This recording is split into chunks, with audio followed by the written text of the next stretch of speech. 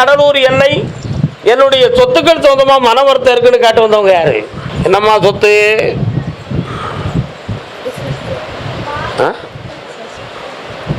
அதில் என்ன இல்லை டாக்குமெண்ட்டெல்லாம் எதுவும் இருக்கா?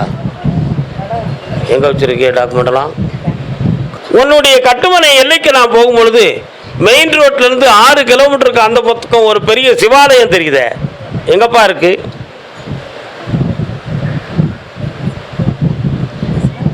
சிவன் கோயில் இருக்கா? சரி. உங்கள் ஊருக்கு உள்ளே போய் பார்த்தேன், முனீஸ்வர சுவாமி அந்த எல்லைக்குள்ள இருக்காரா? ஆமாம். அதே மாதிரி அங்கே கருப்பசாமியை எடுத்து வச்சு கும்பிடக்கூடிய ஒரு இடம் இருக்கு அந்த ஊருக்குள்ள.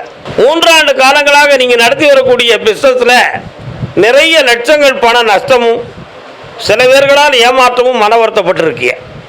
சட்டப்படி சில வழக்குகள் தொடருமோ என்ற ஒரு மனக்குழப்பமும் உங்கள் உள்ளத்தில் இருந்து கொண்டிருக்கு. அதே மாதிரி உங்களுடைய சொத்துக்கள் அடமானமாகி மீட்ட முடியாத மனநிலைகள் தோன்றுமோ என்ற ஒரு பயமும் உங்கள் உள்ளத்தில் இருக்குது.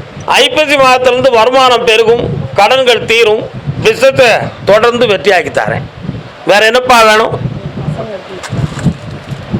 அடுத்த உத்தரவில் பிள்ளைங்களை பற்றி பேசுவோம்.